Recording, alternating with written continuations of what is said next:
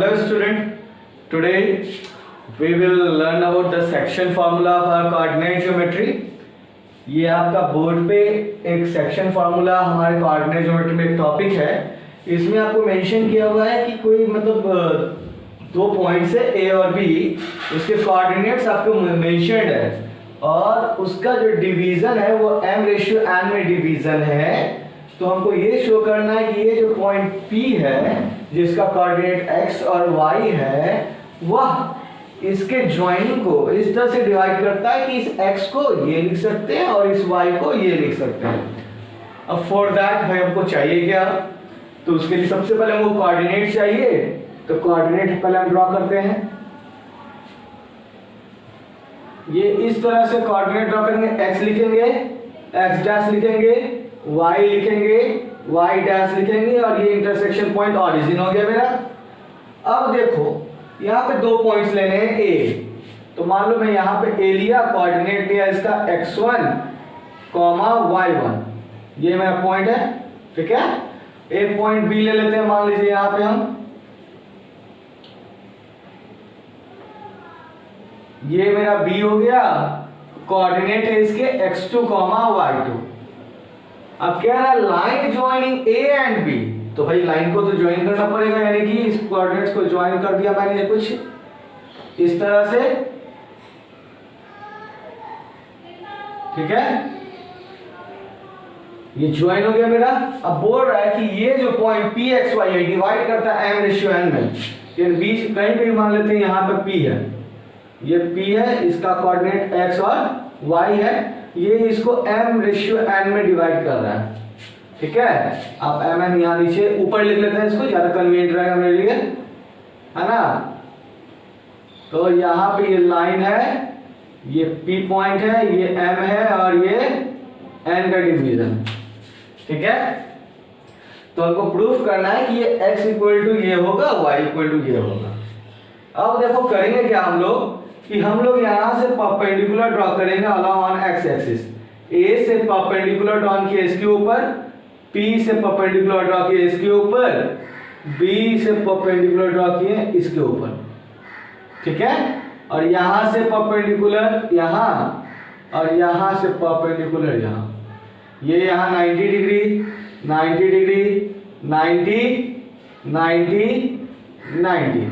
Name यहाँ a दिया हुआ है, b, b, इसको आप मान लो c, इसको मान लो d, इसको मान लो e, f, g, ठीक है. तो यहाँ पे अब हमको ये डेरिवेटिव्स इसको शो करना है, लाना है.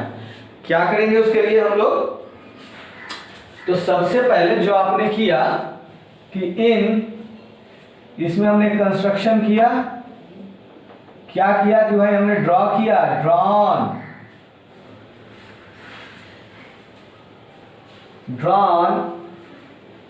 AE perpendicular, drawn AE comma PF and वहां है आपका BG परपेंडिकुलर ऑन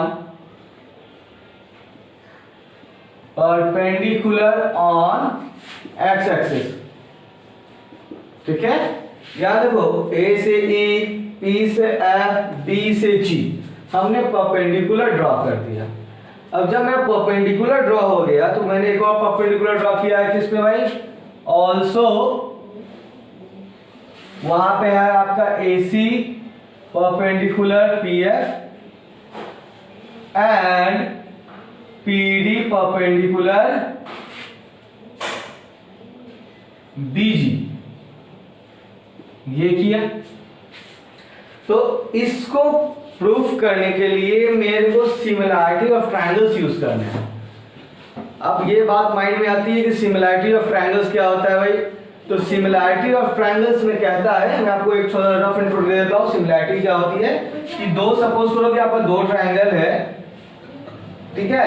तो सिमिलैरिटी अगर यदि दो ट्रायंगल सिमिलर है तो सिमिलर होने के लिए आपको बच्चों केस रहता है a.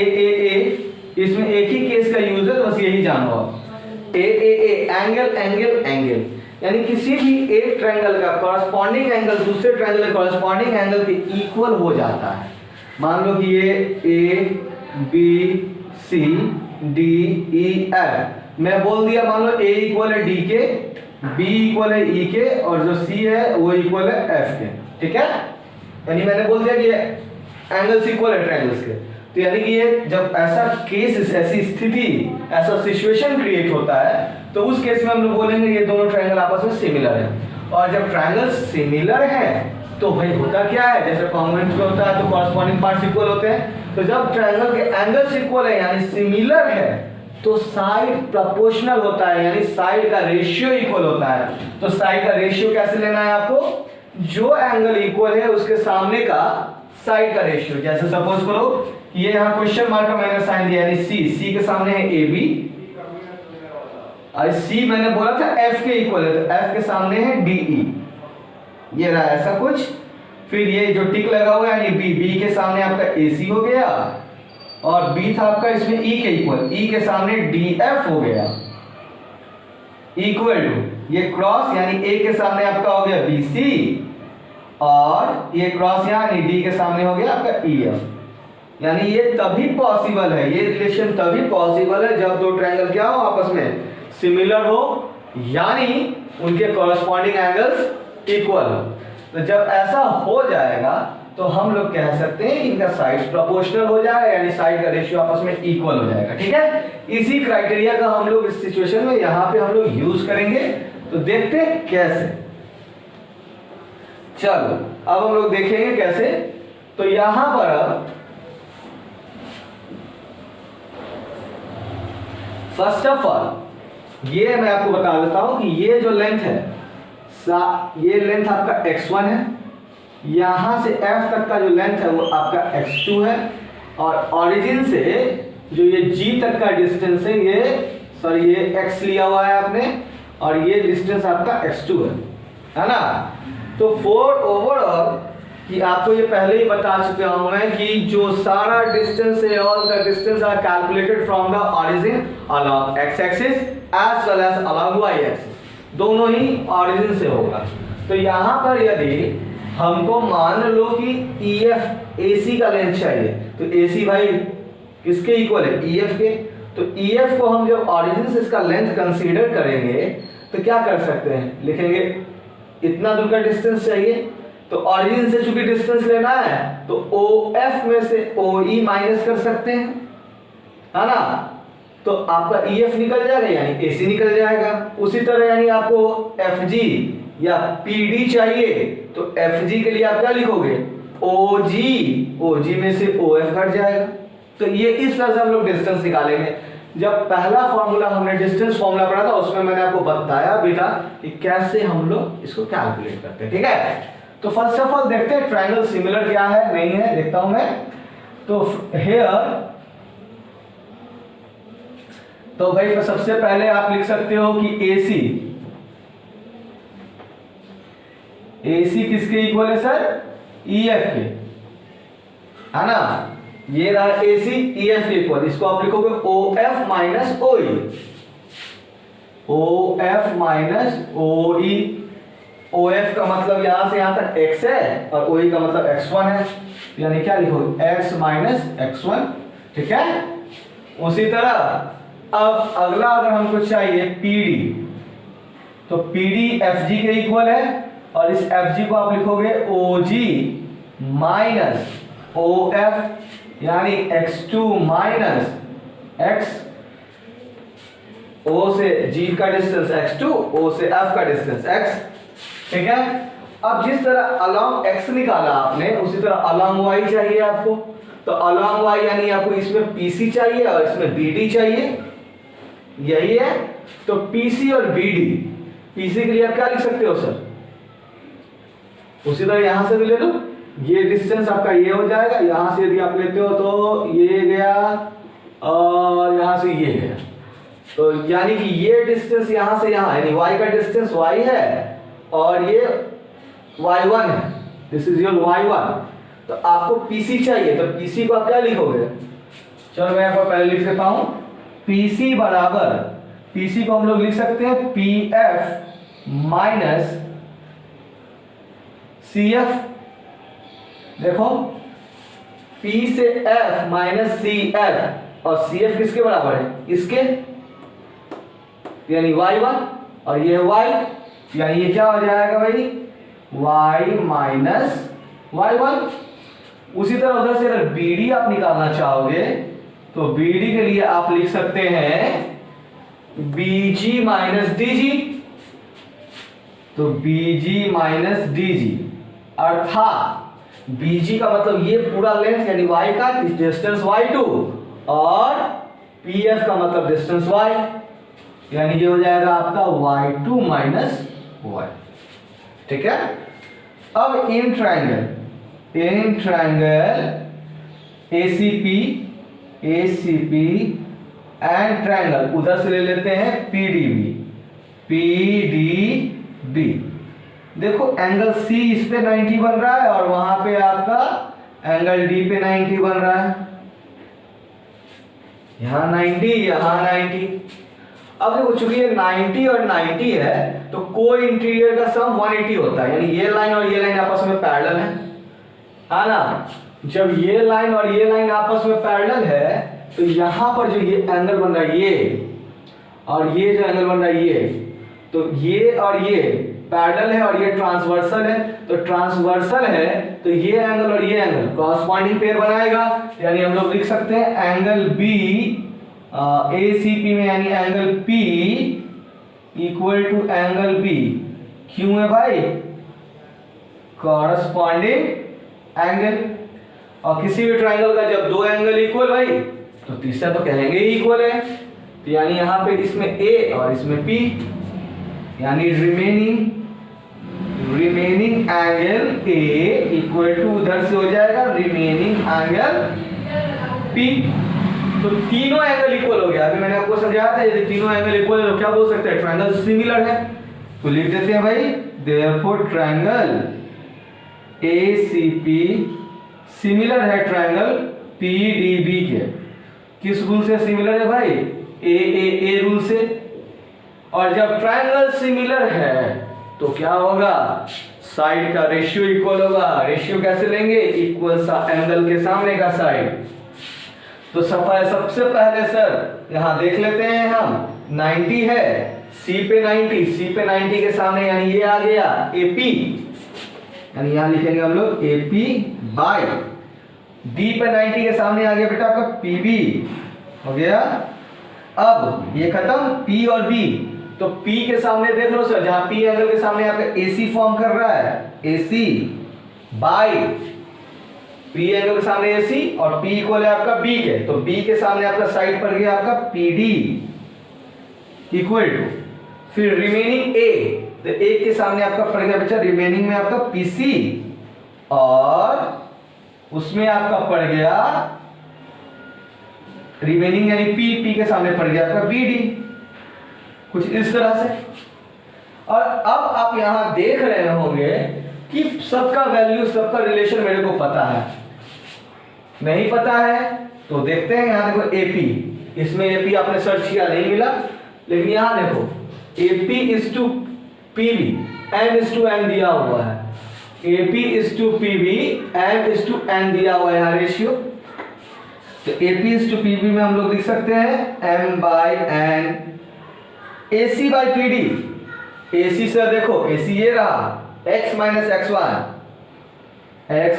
x1 बाई PD, ये रहा x2 माइनस x बराबर PC आपने नोट किया हुआ है y minus y1 by BD भी आपने नोट किया हुआ है y2 माइनस y। तो ये वैल्यू हमने नोट कर चुके हैं यहां पे। अब हम लोग इसको डिराइव करते हैं कैसे, टेकिंग इन दोनों रिलेशंस को लेते हैं। When M by N equal to x minus x1 by x2 minus x, cross multiply तो आता है आपको, कर लेते हैं। तो ये हो जाएगा mx2 minus mx nx minus nx1, ये m x2 और यहां पर क्रॉस मल्टीप्लाई किया हमने तो m x2 माइनस mx हो गया और nx माइनस nx1 हो गया। हमको लाना है ये mx2 प्लस nx1, तो nx1 यहां देखो माइनस में है, इधर आएगा तो प्लस हो जाएगा, ये उधर जाएगा तो पॉजिटिव और इधर पहले से nx है, इसको अरे इसमें से x कॉमन ले लो आप, तो ये m प्लस n और इधर हुआ बच्चा आपका mx2 plus nx1, therefore x equal to mx2 plus nx1 by m plus n। ये है मेरा सेक्शन फॉर्मूला, यानी x का कोऑर्डिनेट मेरे को पता चल गया। अब जिस तरह से मैंने m by n equal to लिया है x minus x1 by x2 minus x, तो उसी तरह जब ये दोनों ना लेकर के अब हम मान लो ये और ये इसका रिलेशन लेते हैं, m by n equal to y minus y1 by y2 minus y, तो उससे मेरा जिस तरह ये x निकला उसी तरह y निकल सकता है, तो y आपका क्या निकलेगा, y आपका निकल जाएगा। सिमिलरली यहाँ पे वर्ड यूज कर लेते, नहीं तो आप पूरा सॉल्व कर सकते हैं। यहाँ मैंने लिख लिया सिमिलरली, सिमिलरली के बाद मैं पूरा अगर इसको लिखूंगा तो डायरेक्ट मैं लिख देता हूँ y equal to my2 plus ny1 by m plus n, तो ये आपका y निकल गया। तो इस तरह से हम लोग बना सकते हैं इसको, तो यही तरीका है, इसी पे बेस्ड हमारा क्वेश्चंस आएगा। और जब बेस्ड क्वेश्चन आएगा तो बेसिकली जो जिस पे आधार होता है, यानी कहने का मतलब ये जड़ का पता है तो पेड़ का पता हम लगा सकते हैं कैसा होगा, जड़ कमजोर तो पेड़ कमजोर होगा, तो वही चीज है यहाँ पर। तो बेसिक चीजें, बेसिक कंटेंट्स आपके क्लियर होने चाहिए। तो यही बेसिक कंटेंट सेक्शन फॉर्मूला है कि किसी भी कोई भी पॉइंट, दो पॉइंट्स के ज्वाइनिंग को m रेशियो n में डिवाइड करता है, तो उसके कोऑर्डिनेट को हम लोग लिख सकते हैं जैसे इसमें लिखा मैंने x equal to mx2 plus nx1 by m plus 1, y equal to my2 plus ny1 by m plus, तो ये तरीका होगा। ठीक है सर, तो चलिए इसमें एक छोटा सा इसी में और डेरिवेशन है, मैं इसको थोड़ा सा इरेज कर दिया हूं तो अगर मैं लिख सकूं, ये x हो गया, ये y हो गया, x डैश y डैश। ठीक है, ये फॉर्मूला क्या है, तो इसी में एक वर्ड यूज करता है mid point, mid point formula, mid point formula. अब भाई मिड पॉइंट फॉर्मूला क्या होता है भाई, सेक्शन फॉर्मूला ही होता है, लेकिन ये तब होता है जब P बीचों बीच रहेगा, यानी P बीचों बीच का मतलब क्या हुआ कि जितना दूरी m है उतना दूरी n है, यानी m और n बराबर है, तो ये कट जाएगा यानी 1 आएगा, m और n इक्वल है तो कैंसिल हो जाएगा, 1 आएगा। यानी क्या भाई कि जहां पर मेरा m है वहां पे हम 1 पुट कर देते हैं और जहां n है वहां पे हम लोग 1 पुट करेंगे, तो x बराबर, यदि इसमें मैं 1 पुट कर दूं तो 1 इंटू क्या होगा ये x2, और ये हो जाएगा 1 into x1 by m plus 1 यानी 1 प्लस 1, तो देयरफॉर x इक्वल टू क्या हो जाएगा x1 प्लस x2 बाई 2, फिर y इक्वल टू अगर निकालो m की जगह पे 1 n की जगह पे भी 1, तो 1 into y2 plus 1 into y1 by 1 plus 1, therefore y equal to भी आपका आ जाएगा y1 plus y2 by 1 plus 1, यानी कितना हो गया 2। तो ये आपका है बेटा मिड पॉइंट फार्मूला, यानी ये जो पॉइंट P है जब बीच में लाई करेगा तो ये x equal to x1 plus x2 by 2, y equal to y1 plus y2 by 2। तो इस पे बेस्ड आपके एक्सरसाइज में बहुत सारे क्वेश्चंस हैं, आप उसको करिए और कहीं पे भी डाउट आता है तो आप मेरे को देखिए, मेरे से बात कीजिए, मेरे को बताइए, मैं आपके डाउट्स को जरूर क्लियर करूंगा। ठीक है, तो बेसिकली मैं बार बार बोल रहा हूँ, किसी भी चीज के लिए ये सब रूट काउज होता है और रूट काउज पे फोकस करना जरूरी होता है। इसलिए वीडियो को अच्छे से देखिए, लास्ट तक देखिए, लाइक और सब्सक्राइब करना भी ना भूलें। तब तक के लिए टेक केयर।